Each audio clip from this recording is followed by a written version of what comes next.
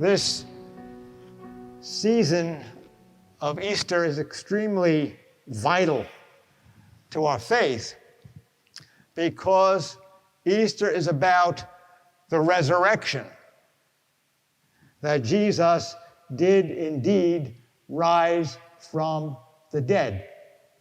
If we did not or do not believe that, St. Paul says we are the most foolish of men.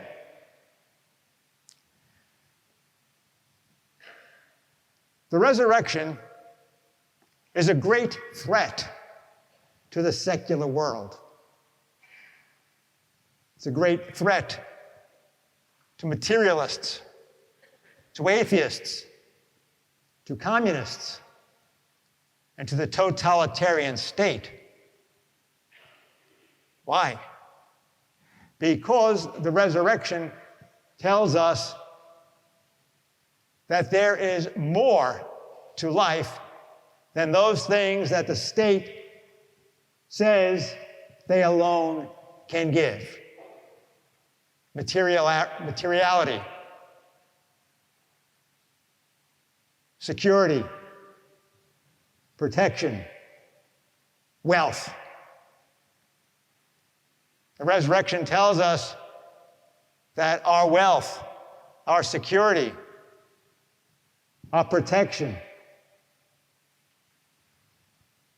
our food for life comes only from God. The Gospels want to make sure that we understand that the resurrection is indeed a fact. It's not just a myth, as some would contend. Marxism. Resurrection is only a myth, made up by Christians, propagated by the church. Resurrection gets in the way of the plans of human beings who want to take the place of God. The Gospels make sure that we know that the resurrection did indeed take place, that this is not a myth, and that Jesus was not a ghost. Let's talk about that for a moment. When we hear these resurrection stories, what we find are proofs of the resurrection that Jesus did indeed rise from the dead. The first story that we hear on Easter Sunday morning is what? The tomb is empty. But that in itself is not a proof. You've heard of Jimmy Hoffa, haven't you? They haven't found the body. It's not a proof. It's an indication the body's not there, but it's not a proof. And then, of course, you remember toward the end of Matthew's Gospel, 28th chapter, after the morning of the resurrection, we hear that the Jews and the Romans decided that we better tell the people that grave robbers came and stole the body.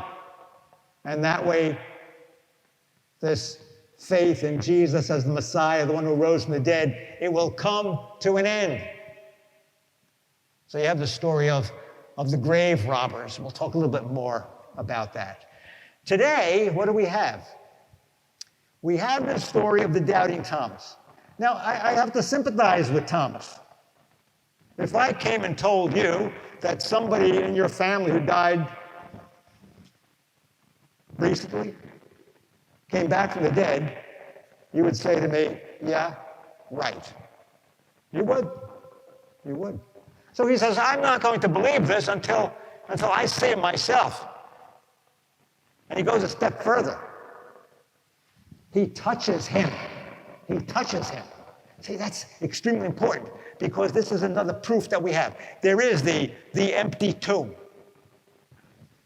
Mary Magdalene hears his voice, but she didn't recognize him. She thought he was the gardener. But now it's getting a little bit more definite. Thomas touched him. You cannot touch a ghost. You cannot touch a made-up story.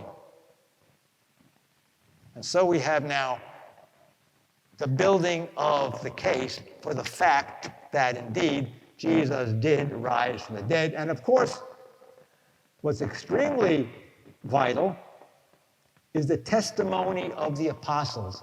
And that testimony, we go by the testimony of reliable witnesses. The testimony says that he did indeed rise from the dead. They heard him, they saw him, and they touched him. Now, we began our discussion this afternoon about the great threat that the resurrection is to the world. And it is. One of the first things that the totalitarian state does is what? Close the churches.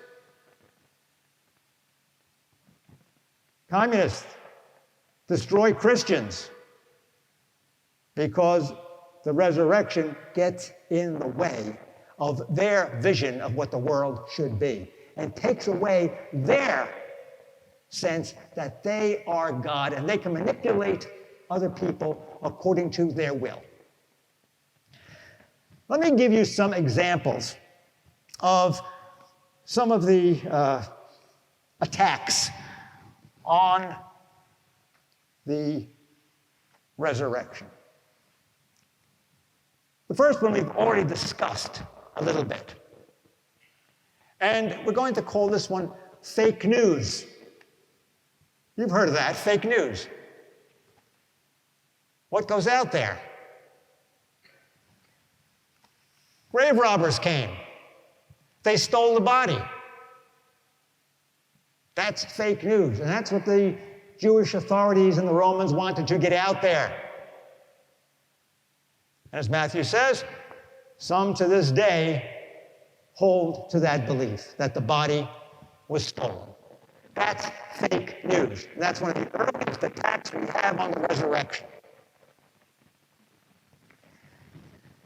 The second one is what we're going to call news speak. News speak. How many here have ever read the book 1984 by Toffler?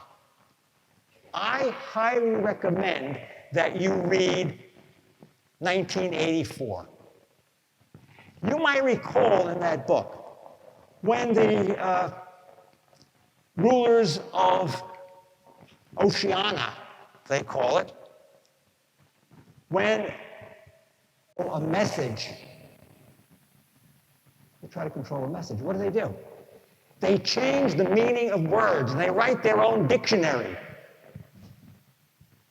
We're seeing a lot of that today. Changing words.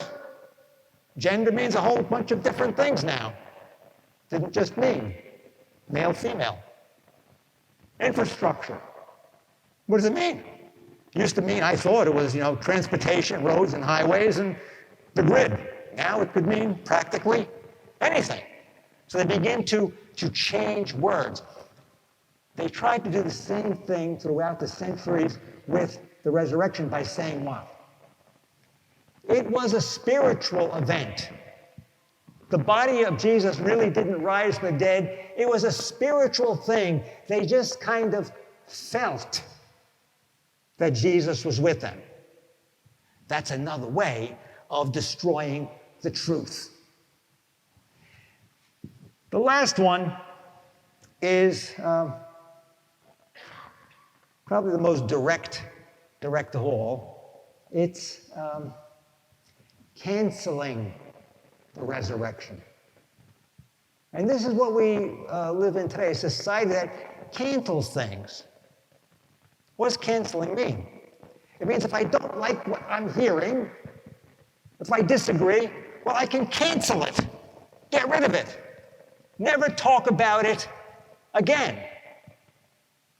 And we've seen this cancel culture try, maybe in some ways succeeding, canceling important parts of our American heritage.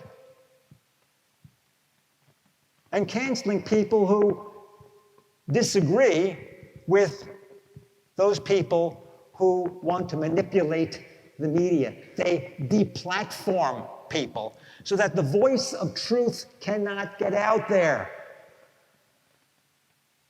And that's what happens in the totalitarian state. The communist state, the atheist state, tries to silence people, cancel them, change the narrative. Now, let me give you an example of this. Easter Sunday, there is a new senator from the state of Georgia, Warnock. He tweeted this. He said that we have something now even greater than the resurrection. We can save ourselves by helping other people. What more do you need? Cancel the resurrection. And who do you put in the place of Jesus?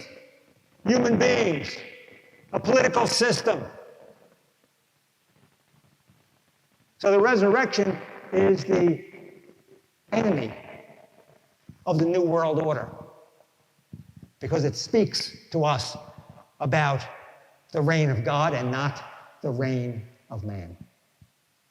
Human beings can never cancel sin. Only God can. Human beings can never cancel Satan. Only God can. And human beings can never give life, can never give eternal life. Only God can. God love you.